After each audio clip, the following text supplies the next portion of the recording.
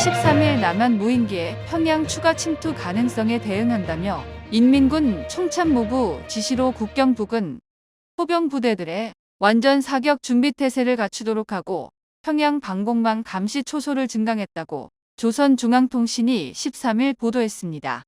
통신에 따르면 인민군 총참모부는 지난 12일 국경선 부근 포병 연합부대와 중요 화력 임무가 부과된 부대들의 완전 사격 준비 태세를 갖추라고 작전 예비 지시를 하달했습니다.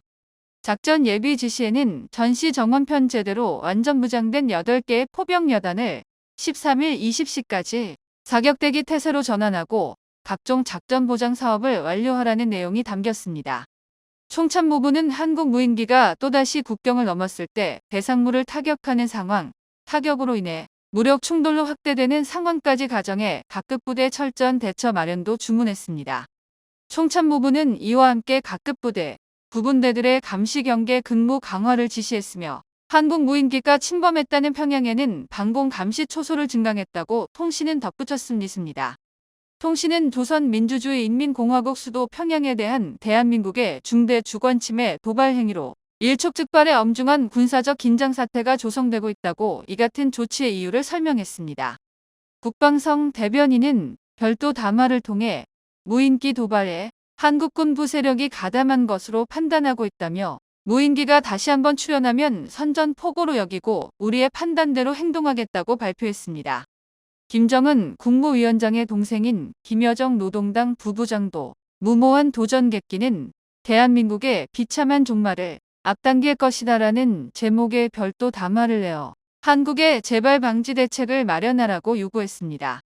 김 부부장은 서울의 깡패들은 아직도 상황 판단을 제대로 못하고 있다며 각종 막말을 동원해 불쾌감을 드러낸 뒤 속히 타국의 영공을 침범하는 도발 행위의 재발 방지를 담보에 나서야 한다고 주장했습니다. 북한은 남한 무인기가 지난 3일, 9일, 10일 평양에 침투해 대북 전단을 살포했다고 주장했으나 우리 군은 사실관계를 확인해 줄 수 없다는 공식 입장을 취하고 있습니다. 김여정은 전날 평양에 다시 한국 무인기가 나타나면 끔찍한 참변이 일어날 것이라고 위협했고 국방부는 북한이 위해를 가하면 그날이 바로 북한 정권의 종말이 될 것이라고 응수했습니다. 레바논 주둔 유엔 평화유지군은 13일 이스라엘군 탱크가 남부 접경 지역의 부대 정문을 부수고 강제 진입했다는 보고를 받았다고 밝혔습니다. 유엔 평화유지군은 이날 성명에서 충격적인 결의 위반에 대해 이스라엘군의 해명을 요청했다고 로이터, AFP 통신 등이 보도했습니다. 또 이스라엘군이 이들의 활동을 막고 있다고 비판했습니다. 유엔 평화유지군은 레바논 남부 나쿠라의 지휘부와 주변 지역이 최근 수일간 반복적인 공격에 노출됐다며 이스라엘군이 유엔 평화유지군 벙커 외부 감시 카메라에 총을 쏴 망가뜨리는 등 고의로 공격을 가한 사례도 있다고 주장했습니다. 지난달 말부터 레바논 남부에 투입된 이스라엘 지상군과 헤즈볼라 간의 지상전이 본격화하면서 지금까지 유엔 평화유지군 대원 5명이 부상했습니다. 베냐민 네타냐후 이스라엘 총리는 이날 안토니우 구테르스 유엔 사무총장에게 유엔 평화유지군을 전투지역에서 철수하라고 요구했습니다. 네타냐후 총리는 이날 영상 성명에서 레바논 전투지역에 주둔한 군인들이 헤즈볼라의 인질이 됐다고 주장했습니다. 안드레아 테넨티 유엔 평화유지군 대변인은 전날 AFP 통신에 이스라엘이 블루라인 상의 현 위치에서 철수하거나 최장 5km까지 물러날 것을 요청했다며 우리는 만장일치로 현 위치에 머문다는 결정을 내렸다고 밝혔습니다. 블루라인은 2006년 이스라엘과 친이란 무장정파 헤즈볼라 간 33일 전쟁 이후 같은 해 8월 유엔이 설정한 이스라엘과 레바논의 사실상의 국경입니다. 이곳엔 1만 명 가까운 규모의 유엔 평화유지군 병력이 주둔하며 원축 역할을 하고 있습니다. 유엔 평화유지군의 자국군을 파병한 세계 40개국은 전날 공동성명에서 영내 긴장 고조 상황을 고려할 때 유엔 평화유지군의 역할은 특히 중요하다며 유엔 평화유지군에 대한 최근 일련의 공격을 강하게 규탄하며 적절한 조사가 이루어져야 한다고 밝혔습니다. 유엔 평화유지군의 주요 파병국인 이탈리아의 조르자 멜로니 총리는 이날 네타냐후 이스라엘 총리에게 전화통화로 유엔 평화유지군에 대한 공격은 용납할 수 없다는 점을 거듭 강조했다고 이탈리아 총리실은 전했습니다. 로이드 오스틴 미 국방장관도 전날 요아브 갈란트 이스라엘 국방장관과 통화해서 이스라엘군이 유엔 평화유지군 진지들을 겨냥해 발포했다는 보도에 깊은 우려를 표명했다고 미 국방부가 밝혔습니다. 갈란트 장관은 오스틴 장관에게 유엔 평화유지군 피해를 피하기 위한 조처를 계속할 것이라고 약속했다고 이스라엘 국방부가 이날 밝혔습니다. 갈란트 장관은 13일 영상 성명에서는 우리는 테러리스트 헤즈볼라가 레바논 남부 접경 지역에 돌아오도록 허용하지 않을 것이라며 이는 북부 주민의 안전을 위해 필수 불가결하다고 말했습니다.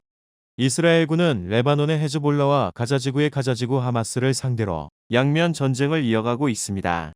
이스라엘군은 이날도 레바논 남부의 20개 이상 마을 주민에게 안전을 위해 즉시 집에서 대피해 아왈리강 북쪽으로 이동하라며 추가로 대피할 것을 촉구했습니다. 하마스의 통제를 받는 가자지구 보건당국도 이스라엘군의 지상작전이 재개된 가자지구 북부에서 11일 밤 자발리아 난민촌 4건물이 무너져 20명이 숨지는 등 최소 29명이 숨졌다고 밝혔습니다. 레바논 보건당국에 따르면 헤즈볼라가 하마스를 도와 이스라엘 북부에 대한 로켓 공격을 개시한 작년 10월 8일 이후 레바논에서는 총 2255명이 사망했고 이 중 절반 이상은 양측의 충돌이 전면전으로 확대된 지난달 23일 이후 발생했습니다. 같은 기간 가자지구에선 4만 2천 명이 넘는 팔레스타인인이 숨졌다고 가자지구 보건당국은 집계했다. 하마스 무장대원까지 포함한 숫자이지만 유엔은 사망자의 절반 이상이 여성과 미성년자 등 민간인인 것으로 파악되고 있습니다. 소설가 한강이 한국인 최초로 노벨 문학상을 수상했습니다. 올해로 53세인 한강 작가는 지난 2016년 소설 채식주의자로 세계 3대 문학상 중 하나로 꼽히는 맨부커상 인터내셔널 부문을 수상한 바 있습니다. 노벨상을 주관하는 스웨덴 아카데미는 역사적 트라우마를 직시하고 인간 삶의 연약함을 드러내는 강렬한 시적 산문이라며 선정 이유를 밝혔습니다. 노벨상 위원회는 1901년부터 문학상을 수여해왔으며 여성이 이 상을 수상한 것은 이번이 18번째입니다. 노벨상 위원회는 한강에 대해 음악과 예술에 헌신해온 인물이라고 평가했습니다. 위원회는 또 한강의 작품이 광범위한 장르를 탐구함으로써 경계를 넘나든다고 덧붙였습니다. 한강은 1993년 개간지 문학과 사회의 시 4편을 발표하며 등단했습니다. 1995년에는 단편 소설집 여수의 사랑을 발표하며 산문에 데뷔한 후 활발한 작품 활동을 해오고 있습니다. 2016년에 2007년 출간된 채식주의자가 거의 10년 만인 2015년 데보라 스미스에 의해 영어로 번역된 후 맨부커상을 수상했습니다. 채식주의자는 음식 섭취 규범에 복종하기를 거부하는 한 여성이 겪는 폭력적인 결과를 묘사한 소설입니다. 그의 다른 작품으로는 소년이 온다, 히라버 시간, 회복하는 인간 등이 있습니다. 앤더스 올슨 위원회 위원장도 그가 역사적 트라우마와 보이지 않는 규칙에 맞서며 작품마다 인간 삶의 연약함을 드러낸다고 전했습니다. 그는 한강의 시적이고 실험적인 스타일을 칭찬하며 그를 현대 산문의 혁신가라고 불렀습니다. 또한 한강이 육체와 영혼, 산 자와 죽은 자 사이의 연결에 대한 독특한 인식을 가지고 있다고 덧붙였습니다. 한강은 2022년 프랑스 작가 애니 에르노 이후 첫 여성 노벨문학상 수상자가 됐습니다. 교보문고에서 한강 작가의 책 판매량이 계속 급증하고 있습니다. 13일 교보문고 집계에 따르면 노벨문학상 수상 발표가 이루어진 10일 오후 8시부터 13일 낮 12시까지 한강 작가 도서의 전체 판매량은 26만 부에 이릅니다. 10일에서 12일 3일간 판매량은 직전 사흘간 대비 910배의 신장을 기록했습니다. 교보문고 관계자는 주말 사이에도 조금씩 도서가 공급돼 들어오고 있고 도서별로 순차적으로 많은 분량이 들어올 예정이라고 설명했습니다.